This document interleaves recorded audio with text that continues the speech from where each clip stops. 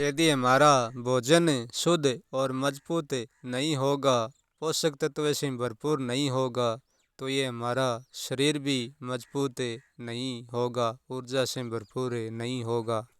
ये इस शरीर में अच्छा भोजन खिलाना है, उसमें कचरा नहीं ठोसना है।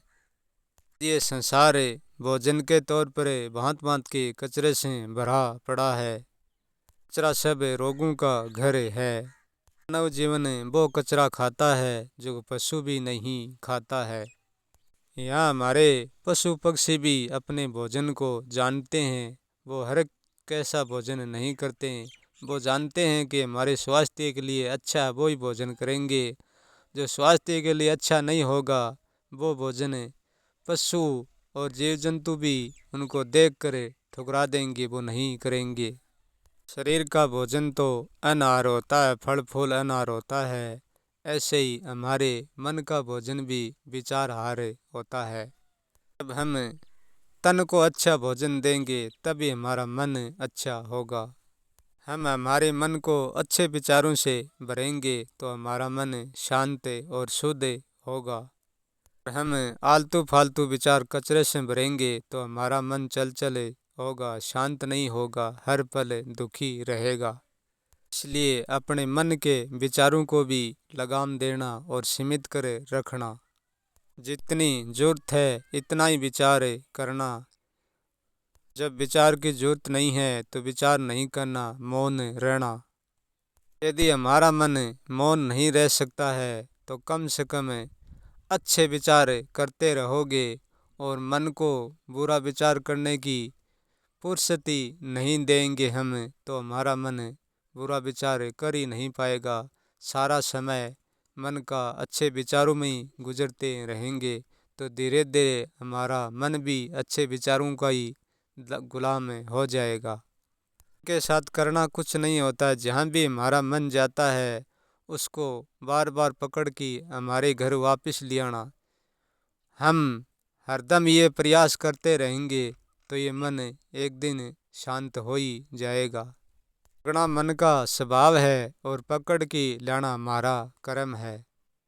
विचारों में मन को इतना बिजी रखो उनको मौका भी नहीं मिले भटकने का। हमारे एहसास की कुंजी हमारे मन के पास ही होती है। अपना मन ही अपना मित्र है और अपना मन ही अपना शत्रु है। मन को शत्रु बना लेंगे तो जीवन से हमें हरा देंगे और मित्र बना लेंगे तो जीवन से हमको त्यार देंगे। हमारे मन में जो भी विचार उठते हैं वो विचार हमारा मन चित्त को सौंप देता है और चित्त उन विचारों का चिंतन करके हमारी बुद्धि को सौंप देती है और बुद्धि उनका निर्णय करके वापस हमारे मन को सौंप देती है। प्रेम भी हमारे एहसास से ही प्रकट होता है और डर भी हमारे एहसास से ही प्रकट होता है। एहसास के बिना हम कोई कर्म नहीं कर सकते हैं। जब हमारा एहसास दुख सुख के ऊपर भी उठ जाते हैं तब हमारा एहसास अनुभव में बदल जाता है, क्योंकि अपूर्ण और पूर्ण निर्णय हमारा वो ही लेता है। जब हमारे शरीर की नींव कमज़ोर होने लगती है तब हमारा एहसास भी कुछ कमज़ोर होने लग जाता है। जितना बच्चे का एहसास तेज होता है इतना जवान का नहीं होता। जवान का एहसास तेज होता है इतना बूढ़े व्यक्ति का नहीं होता। उम्र के साथ साथ एहसास का भी कुछ न कुछ परिवर्तन होता है। यदि हमें स्वाद का एहसास नहीं होगा तो खट्टे मीठे का पता नहीं चलेगा। जिसने स्वाद का पता नहीं चलता उनके इंद्रियों का एहसास मिट जाता है, तभी उनको स्वाद का पता नहीं लगता। जो जीभ से एहसास नहीं करता वो अपने सुगंध से भी एहसास नहीं करता। प्राणी हर चीज़ को भोग सकता है। हमारे एहसास के कारण खराब चीज़ सड़ी हुई चीज़ हम नहीं खा सकते कि हमको गंध का और खारे का और चरके मीठे का एहसास होता है।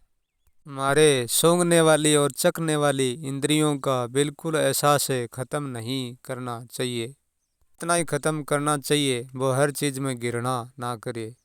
हमारी इंद्रियों का एहसास नहीं होगा तो हमारा शरीर कुछ भी खा सकता है, ये खाने से नहीं रुकता। खाने में भेदभाव एहसास के कारण ही करता है। हम भोजन को एहसास के आनंदपूर्ण से खाते हैं तो एहसास हमारे मन को प्रेम से और करुणा से भर देता है कि शरीर को अच्छी ऊर्जा मिलती है तो फिर मन को भी अच्छी मिलती है। हर चीज़ सीमित होनी चाहिए, वाणी भी सीमित होना चाहिए, भोजन भी सीमित होना चाहिए, चार भी सीमित होना चाहिए। और हमको जल भी इतना ही पीना है जितनी हमको ज़रूरत है, इतनी अधिक जल भी नहीं पीना है। यदि अधिक जल पिएंगे तो वो भी हमको नुकसान ही पहुंचाएगा। एक साथ 1 लीटर कभी नहीं पीना चाहिए। जल को हमेशा ही घूंट घूंट करके रुक रुक कर पीना चाहिए। जल हमारे स्वास्थ्य के लिए सही होगा। में 100 ग्राम जल की ज़रूरत होती है तो एक साथ 100 ग्राम जल नहीं पीना है, केवल 75 ग्राम ही पीना है। मात्रा कम भी नहीं रखनी है तो एक साथ ज़्यादा भी नहीं करनी है। हमारी नींद भी सीमित होनी चाहिए। नींद का लेना हर व्यक्ति पर निर्भर करता है। 4 घंटों में पूरी हो जाती है नींद, 6 घंटों में पूरी हो जाती है नींद, 8 घंटों में पूरी हो जाती है। 8 घंटों से अधिक ज़्यादा नींद भी नहीं लेनी चाहिए। नींद हमारे शरीर के और मन के लिए आलस पैदा करेगी। व्यक्ति की नींद अलग अलग होती है, वह व्यक्ति पर निर्भर करती है। कम से संतुष्टि मिल जाती है तो कोई को ज़्यादा से